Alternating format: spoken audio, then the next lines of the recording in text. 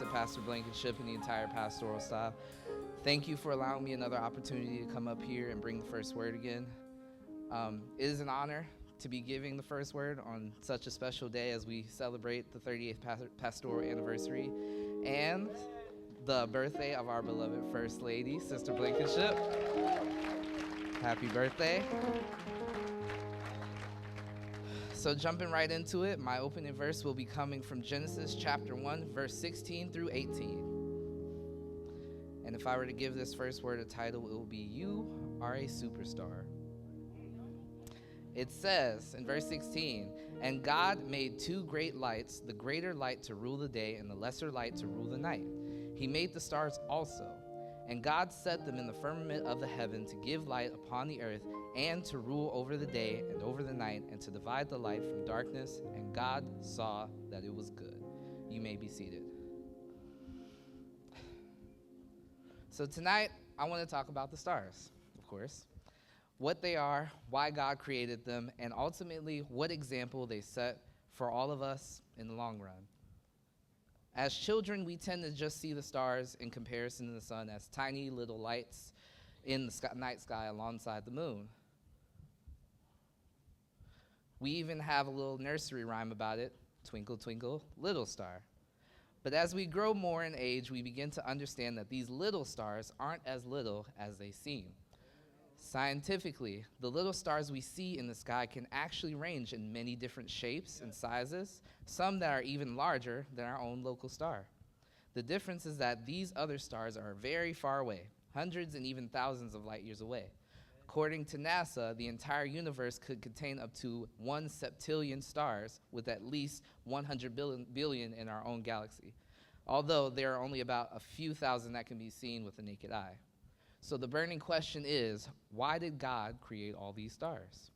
In the Bible, there are over 60 verses that talk about the stars or a star. And in these verses, the Bible shows us many different purposes that the stars fulfilled.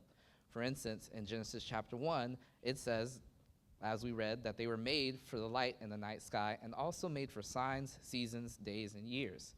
In the Gospel of Matthew, the star in the east was used for navigation by the wise men to find Jesus. Furthermore, various scriptures throughout the Bible reference the stars to either showcase the glory of God, describe something that is innumerable, or speak of them in regards to end-time prophecy. So it seems like there's a lot that we can learn from the stars throughout the Bible. They say the light shines the brightest in the dark, and the stars really are an amazing example of that. Matthew 5:14 through 16 says, "Ye are the light of the world. A city that is set on a hill cannot be hid. Neither do men light a candle and put it under a bushel, but on a candlestick, and it giveth light unto all that are in the house. Let your light so shine before men that they may see your good works and glorify your Father which is in heaven." If all the stars in the sky suddenly went completely dark, it would be pretty weird, right? Maybe even a little concerning. I know I would be. It's the same with us. It's possible that the wise men may have never found Jesus if it wasn't for that little star that was set in the east. So how can we expect lost people to find Jesus if we aren't shining our little light? The song "This Little Light of Mine" was written by a man named Harry Dixon Lowes, and he originally created this song in the 1920s based off of Matthew 5:14 through 16. He wanted to make the message of these verses into a simple song for children so that it could be easily understood. But the song, of course, went way beyond just that. As adults, we tend to overcomplicate things a lot, and sometimes we just need things to be said simply and clearly to fully understand it. This little light of mine, I'm gonna let it shine. We are all stars, and we need to let our light shine in this dark world.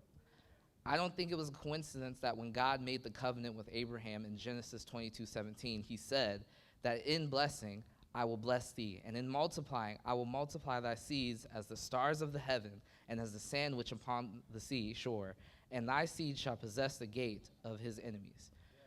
We, being Gentiles, are all adopted into this covenant that God made with Abraham, because Paul says in Galatians 3:26 through 29, "For ye are all the children of God by faith in Christ Jesus. For as many of you have been baptized in Christ, have put on Christ.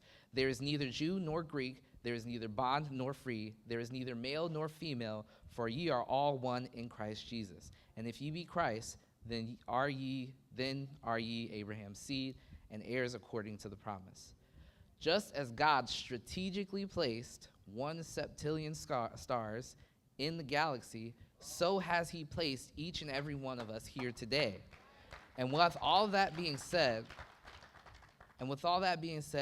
I can truly say that I'm grateful to God, not only for him strategically placing me here in this church, but also strategically placing Pastor and Sister Blankenship in this city.